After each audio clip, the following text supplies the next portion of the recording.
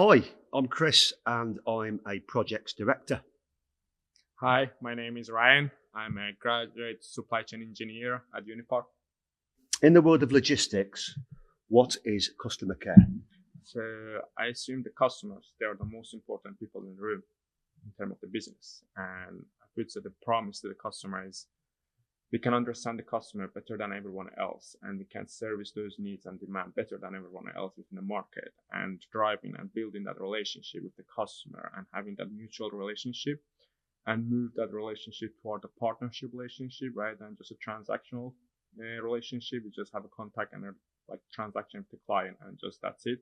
To maintain a relationship in a long term towards a partnership, as I say. And what do you think those enablers are in order to kind of be that differentiator to actually drive that customer care better than anybody else from what you've seen? So it creates a competitive advantage for your organization and so the market with an arrival, because when you can serve the customer better than everyone else, the customer wouldn't have a second thought of replacing you and would be rather still with you and doing a business with you, right, than just going and find a replacement for you. Absolutely. I think there's a subtle difference between being seen as a supplier and being recognised as a partner. And I think it's all about people. It's all about relationships. It's all about going that extra mile, seeing yourself as an extension of the customer's business. Exactly. Which we see quite often. Yeah, exactly. Like supporting and providing a demand in terms of the customer actual needs, and also moving that relationship in a time that you avoid the issues that might impact your supply chain. So you become the expert of the relationship and the understanding of the customer. So you know what's going to impact them in the future and logistics. So you avoid those mistakes in the future for them. Agreed. Give us an overview of your career up to this point, please, Chris. Well, how long have we got? It's a long journey, I guess. It is. There's a lot of grey hairs on this chip. So 30 years exclusively in third-party logistics. So I was at Coventry University doing a degree in computer science, and that was cut short when my father died. I took a role. I just took a job in logistics because of my IT background. That served me very well, and I moved from stock control into kind of IT support and ultimately IT project management. So I worked in IT till the age of 30. Then I moved into operations. I led operations, mix of operations and operational excellence. Got the opportunity to travel around Europe, and then change found me. Project management found me, like it does a lot of people. And probably the last 10 to 12 years working in a project leadership role, both internationally and domestically, more domestically recently, but had the privilege of working around the world, training people in project management, parachuting into some of the difficult situations where we sometimes find ourselves, and more recently, up until the last couple of years, working with the Ministry of Defence, so working on some pretty interesting stuff. So quite a varied career, but loved every minute of it, no regrets, never looked back. I'd say it to anybody, logistics has so many opportunities. It's a dynamic environment as well, I guess. For sure. Which you can have a different career, as you can see from your career. You've never been stuck to one role for a short period. Never stand still. Never stand still. That'd be my advice to you. So let me ask you a question, if I may. So, will AI replace everyone in customer care? There's a big plug at the moment around AI and its capability and how we adopt and adapt AI in our industry. What's your thoughts on that in terms of would it replace customer care? In terms of the customer care, I wouldn't say it would be replacing customer care, but I'm saying AI would transform the customer care, but it won't replace a human element within the customer care. Agreed. Because you can replace a repetitive task and a transactional task within a customer care with the AI. We can see it in different industry and a call center. They're using AI for customer service, and they're and logistic wise as well. We're using AI in terms of the operation and doing a repetitive task like RPA. Yes. But sorry, for those that don't know, RPA. RPA is a robotic process automation. So you can use it instead of the process that you can do it repetitive tasks, and you can use RPA. It might take you 20 minutes to do a job, but RPA is going to do it for you in less than a second. Thank you, Ryan. That's clear. So those kind of things, those are like an element that gonna support human drive forward the customer care, because anyhow their AI cannot replace the human emotional. And Yes, in terms of the very customer true. care, is all about having a relationship with the customer and interacting, an emotional interaction with the customer in Yeah. terms of the relationship management and CRM. So I think the AI doesn't have that capability yet to replace emotion. Maybe sometimes in future, 20, 30 years in future, who Yeah, knows, might be possible. But for time being, no, it won't be replaceable. But it's transforming, and it's, I think, would be supportive to in terms of the customer care for a time being in logistics. absolutely agree with everything you just said. I think the interesting example I'll always give is when you're on the phone and you want to speak to someone human, and you've got to press 15 buttons and you still end up having to talk to an automated. So I think it has its purpose. I think for sure when you're creating reports or you need some critique, it's really, really powerful. It can make you lazy as well. It does. But that emotional, that human, that emotional intelligence piece, that kind of, when you need to pick the phone up or speak to a customer, it just isn't able to do that, and probably shouldn't be able to do that. So, but I do think that those companies that are embracing AI and technology and getting the best out of it are the ones that are going to. It's a journey going forward, so it's not the best we got now, but it's for sure definitely evolving to get better. Test and learn. Yeah, that's just like a door to the future, I guess. Absolutely. Could you give us a snapshot of what your daily or weekly tasks are? I think you're a busy man. Yeah, I mean, no days. It's hard to reach you during the day, I guess. Yeah, it's true. No days the same. So I think it's fair to say that in change management, while there are fundamentals, obviously, all organisations have a methodology that they work to. There's certain tools and reports and techniques that we all pretty much traditionally follow. I think the day to day, and this is why it's so exciting for me, is there's lots of variety. Exactly. So you never get bored. Oh, yeah. That wasn't my reason I joined, actually, logistics, to be honest. That was my main fun interest with logistics, just to have that dynamic that environment. Variety. And just expand on that. So what is it you're expecting to see in a day to day? You've obviously had a taste already. But what's your thoughts on that? You don't have the same issue and same challenge every day. So I think you have a flexible day within your operation. I think there was a quote I read once regarding operation. It's like being a director of the operation means riding a bike. A part of that, the bike is on fire, and actually everything's on fire.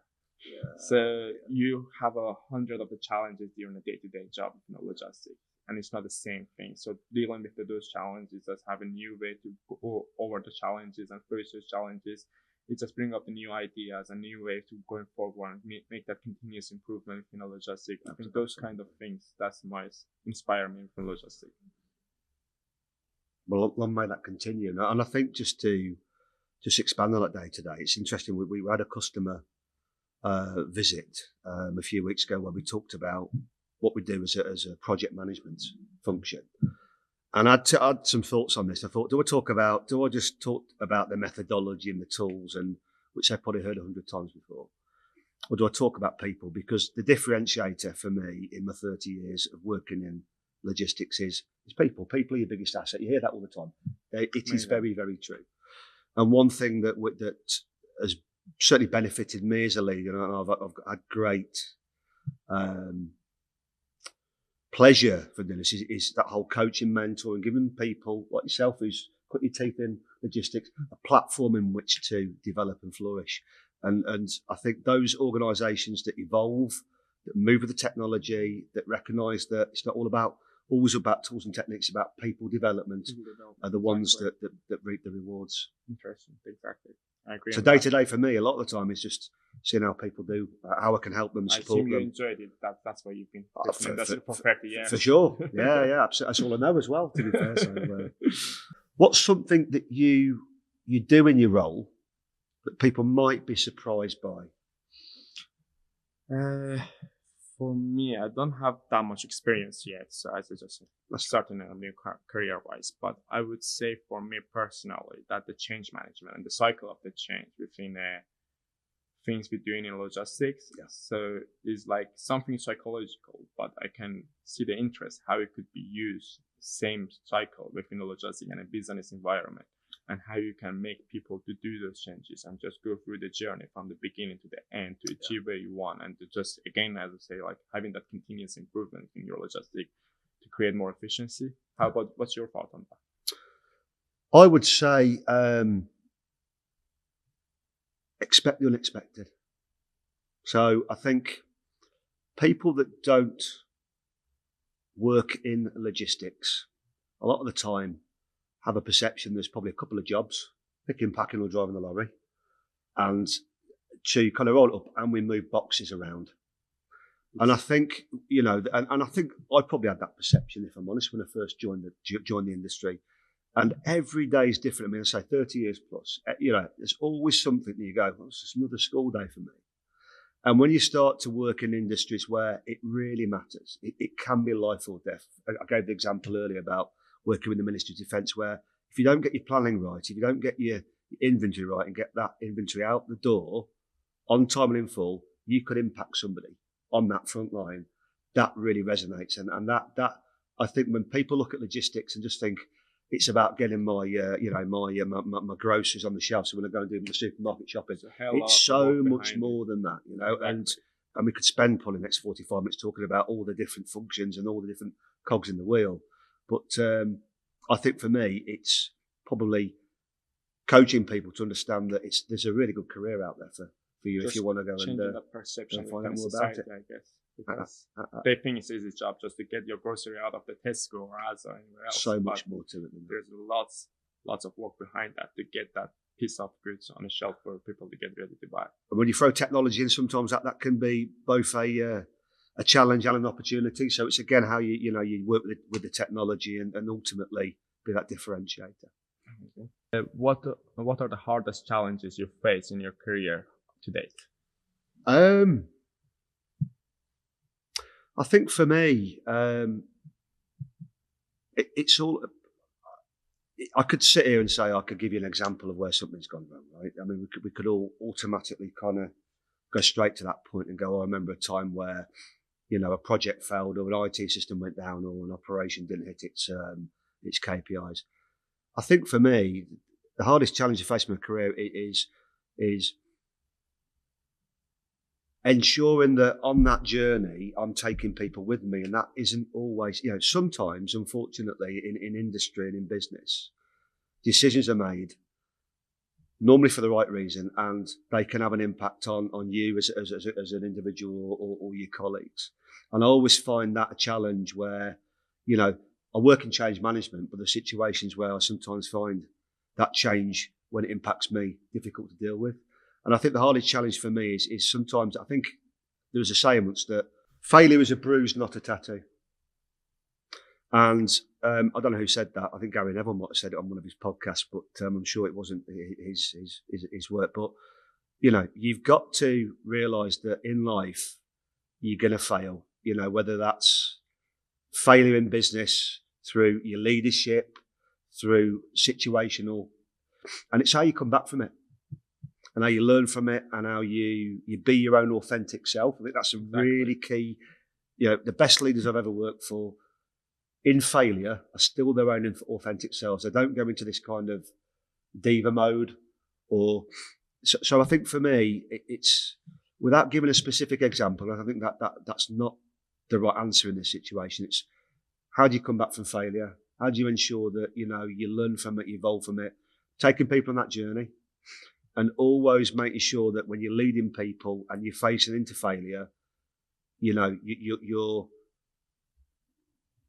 being consistent in terms of the way that you're leading that team. Exactly. Like as a wise man said once, the wise man doesn't learn from the other people's success. Actually, it's by learning from the people's failure, because that's a lesson you can learn, not the success of other people, because everyone got a different journey and path, but the failure is something that's there to learn for other people as well. For sure. What opportunities for progression do you see in your career? So if we just expand on that and we talk about, you've got this opportunities working different parts of the business. Different part of the business. So for example, through the program I joined, I think I got the opportunity to work across the different departments of the organization, such as like solution design, project management, or operation excellence. And that's something interesting for me to get a bit of everything. It's quite unique, It is unique, actually, like to gain understanding of the industry, because as you know, the logistic and the supply chain world is a huge, massive world. So you cannot like say, I'm going to like that particular job until you're just going to try and work on it. And so I think it's too early to answer that question, but I think to go over that, I think just having a bit of everything and experience all the things and see what suits with your personality and your skills better, and which one you can have a more development in it. So you can just focus on that area and develop it from there on. But from the technological wise, I think the technology is evolving rapidly in logistics, and it creating a more role and more room for opportunity and for younger generation as well to learn those skills and to come up in the logistics as well. Yeah. What's one of the most important things you've learned from your career?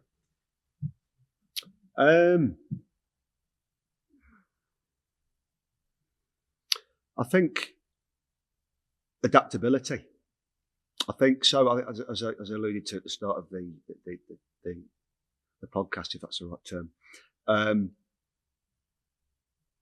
having that, and this is the opportunity you've got right now. Having that opportunity to work in different parts of the industry makes you more adaptable. So if I fast forward to where I am now, as a leader of project management, leader of change, the fundamentals are in place. I've worked in IT. I understand, okay, IT is a science, but I understand the technology, I understand warehouse management systems and control systems. I've led operations, so I've worked in operations. So that adaptability, that ability to sit in a room and resonate and understand and be able to translate is really, really powerful. And and then to kind of enhance that, and then have the opportunity to have worked both domestically and internationally. So to bring some of those cultural advantages that I would suggest that we see outside of the UK, kind of opens your mind. So I think that adaptability, having a kind of a growth mindset, being open-minded, two ears and one mouth, really does serve you very well in your career. And actually, it fits within it. Like as you said, it's a dynamic environment for logistics, and having that adaptability, I think that's going to help you through your career in the logistics. And also, you as a logistic, you mentioned as well. But I think logistics is a function you're dealing with a different type of stakeholders: HR, accounting, IT, as you mentioned, in technological wise, finance, and going on forward. So having that adaptability to sit within a different stakeholder, and whether it's internal or external or client-wise as well, you might have a different client. They have a different logistic and different needs and demand. So having that adaptability is a real key thing in logistics, I see. So what does the future look like in customer care? That's a broad question. I think I'd probably suggest what are the differentiators, and I think, as we've alluded to earlier, it's about being seen as a partner first and foremost. It's moving with that customer on their journey and evolving to the customer's needs. I think technology, as we all know, is an enabler. I think there's those organisations that embrace technology, for sure. I would suggest are the leaders in customer care, because our customers are very data driven, they're service driven, and those organisations that can provide good management information and good service capability are the ones that tend to do better. And I think relationships are key. We spoke about AI and the need to have that. Those customer relationships are absolutely key. It's all about people. It's all about networks. More often than not, those relationships that are built around trust and around that human element are the ones that tend to thrive and have longevity. What's your view? What's your thoughts on that? I totally agree with you. I think the logistic is evolving rapidly, but I think the AI and the technology are going to play the key role in that transformation journey, as you said. But I think it doesn't matter where it goes, but that customer focus and relationship with the customer and the CRM is still going to be the main focus of the logistic going forward. And through this transformation, we can make more efficiency within our customer. Yeah. and we can make a more data-driven decision making and solve the problem faster and quicker, or also forecast the problem and challenges that's going to impact the supply chain easier and solve those issues. So, for example, in the past, we could see we have interruption within the supply chain, and it was ending with a massive chaos within across the globe, not just UK. So I think just the transformation wise, we're going to be there so we can forecast those challenges and avoid them from happening. Absolutely. And I think, we go back to people as well. They're still going to be like everything going to pivot to people. Investment in people. Customers. We're all the face of our organisation. Whether you're a leader or you're customer facing, you are that brand identity, the face of. So the more we invest in people, the more we build the right culture, the more we drive the brands, the more you'll get repeat business and you'll grow business. Exactly. I agree on that. Definitely.